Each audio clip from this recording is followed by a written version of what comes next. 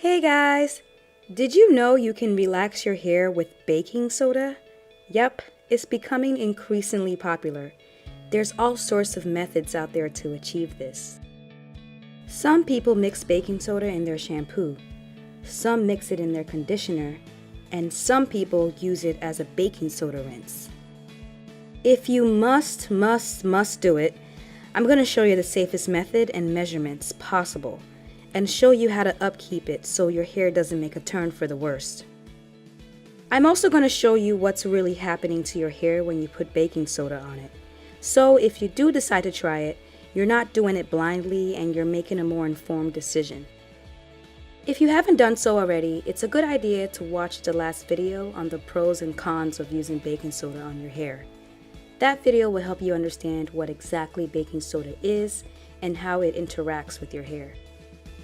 I understand that caring for natural hair is a learning curve, and that some of you get frustrated and want to find a way to slightly loosen up your texture without using a relaxer. I completely understand. It takes patience to learn something completely new, and to wait for your hair to grow out. Baking soda is one of those alternatives that people have turned to. So here's what's happening to your hair when you put a concentrated amount of baking soda on it. The natural pH of everything outside your body is acidic. That's because the sebum produced in your sebaceous glands is acidic, with a pH ranging from 4 to sometimes 6, and coats every inch of your body, including your hair. That's not a random thing, because an acidic environment keeps bad bacteria, fungus, and yeast that's naturally all around us from using our body as a host, growing out of control, and taking over. So an acidic environment is really important for maintaining balance. Apart from your skin and scalp, your hair strands also prefer an acidic environment to remain strong and stay intact.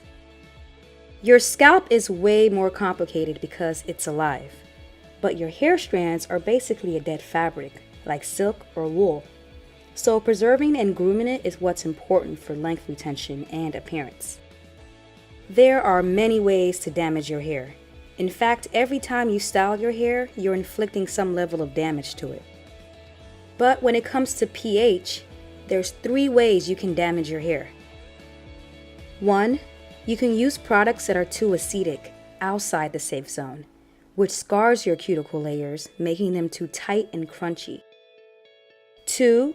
You can use products that are too alkaline, which lifts your cuticles and unravels its structure. And 3, which is what a lot of people tend to leave out, is that you can use products that make your hair go through a dramatic pH swing. A pH swing is when you use a product that's really alkaline, which lifts your cuticles, and then attempt to close them back up with a product that's really acidic. This type of thing only works when both products are within the safe zone, not out. But I'll talk more about this in the next video. Anyway, overall, the further away you go from the safe zone on both sides, the more dramatic the damage is. But we all know damage to your hair is inevitable.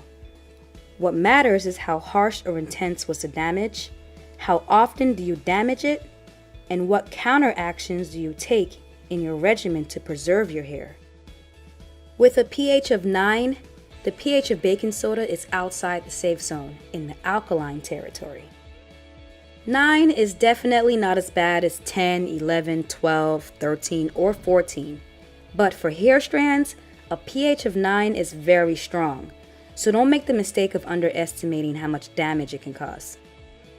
A concentrated amount of baking soda on your hair is strong enough to not just lift your cuticles, but also strong enough to weaken your keratin bonds and start to unravel the structure of your hair at the cortex level.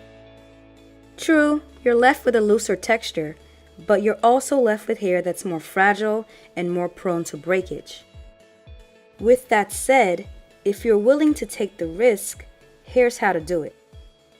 Mix 2 tablespoons of baking soda to half a cup of conditioner. Why conditioner? Because it's the safest way to deliver baking soda to your hair. Then add 2 tablespoons of an organic oil of your choice to make it more lubricated. I'm adding the Herbal Hot Oil treatment for its added benefits. Cleanse your hair as you normally would. Then coat your hair strands with the baking soda conditioner mixture. You can get close, but try to avoid your scalp as much as possible. Wear a shower cap and let it sit for 30 minutes. If you let it sit for longer, it will over-process. No need for a hooded dryer or a steamer, just a shower cap.